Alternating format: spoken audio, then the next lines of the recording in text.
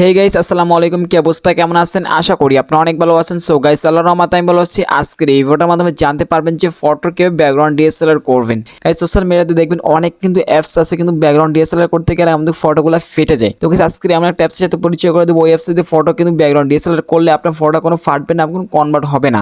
So guys এর জন্য আমাদের একটা অ্যাপসের প্রয়োজন পড়বে। অ্যাপসটা আপনারা প্লে স্টোর থেকে ডাউনলোড করে নেবেন। যারা এখনো চ্যানেলটা সাবস্ক্রাইব করেন না, প্লিজ চ্যানেলটা সাবস্ক্রাইব করে বেল আইকনটা অল করে দেন। যারা সাবস্ক্রাইব করেছেন তাদেরকে অসংখ্য ধন্যবাদ। I love you so much.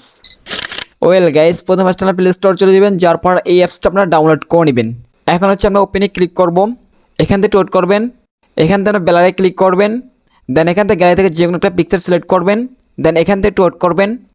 So guys দেখতে পাচ্ছেন অনেকগুলো ব্যালারের অপশন চলে আসে, দেন এখান থেকে যে কোনো একটা ব্যালার আপনারা সিলেক্ট করতে পারেন। বাট আপনি যদি এগুলো না পছন্দ তাহলে আপনি এই জায়গায় ক্লিক করবেন, দেন এখান থেকে অনেক ব্যালার আছে, এখান থেকে যে কোনো একটা ব্যালার সিলেক্ট করতে পারবেন।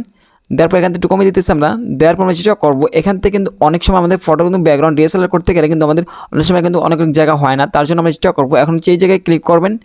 এখন হচ্ছে আমাদের যে জায়গাটা ব্যালার করা দরকার এখান থেকে আমরা সিলেক্ট করবেন, এখান থেকে লাল কালার দিয়ে আমরা সিলেক্ট করে নেবেন এখান থেকে।